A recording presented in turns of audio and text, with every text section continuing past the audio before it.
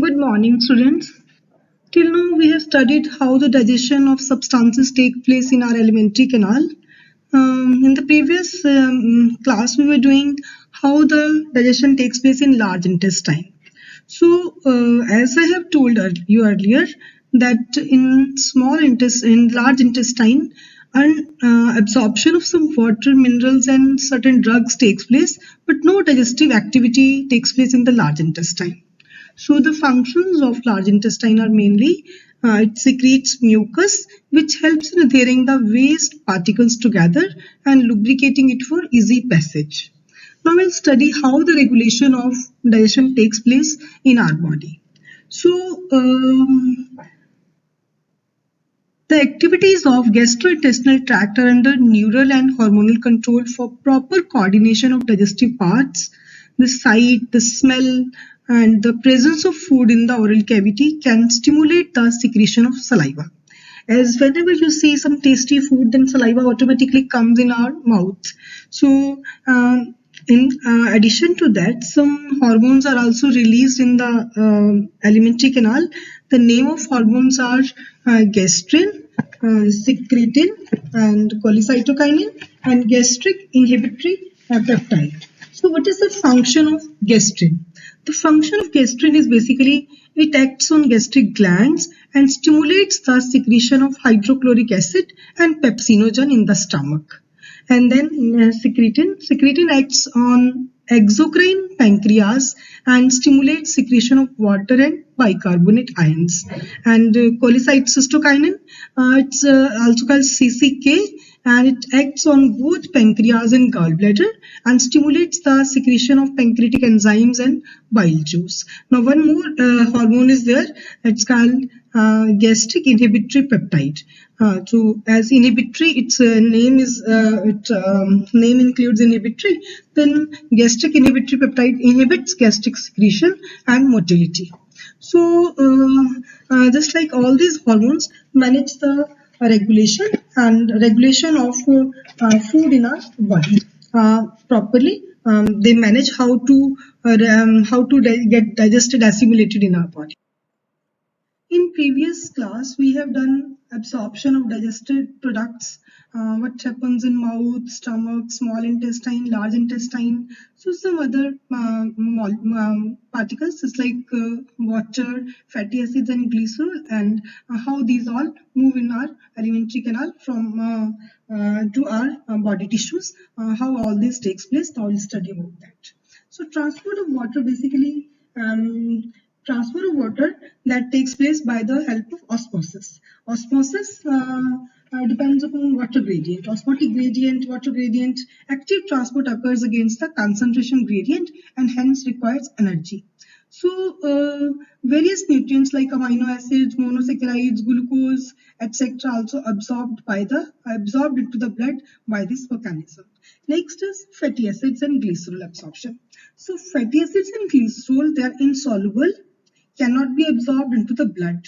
So they first incorporated into small droplets called micelles with micelles which move into intestinal mucosa. They are reformed into very small protein-coated fat globules and they are called chylomicrons, which are transported into the lymph vessels in the villi, which have earlier lectures we have studied earlier. These lymph vessels ultimately release the absorbed substances into the bloodstream. In this slide, we will study the deficiency diseases. Deficiency diseases, now we'll study about protein energy malnutrition. It is basically called PEM. And this will study about Kwashiorkor and marasmus. Dietary deficiency of proteins and total food calories are widespread in many underdeveloped countries of South and Southeast Asia, South America, and West and Central Africa. Protein energy malnutrition may affect large sections of population during drought, famine, and political turmoil.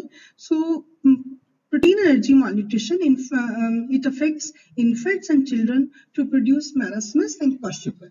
We'll study what is kwashiorkor and what is marasmus.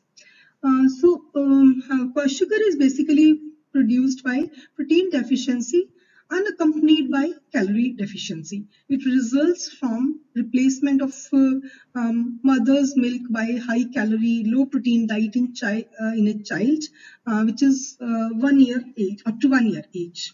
Um, Conjugal shows wasting of muscles and thinning of limbs, failure of growth and brain development. But unlike marasmus, some fat is still left under the skin. Now we'll study about marasmus. Marasmus basically is produced by simultaneously deficiency of proteins and calories. It's found in infants less than a year in age. If mother's milk is replaced too early by other foods which are poor in both proteins and caloric value, this often happens if the mother has second pregnancy or childbirth when the older infant is still too young.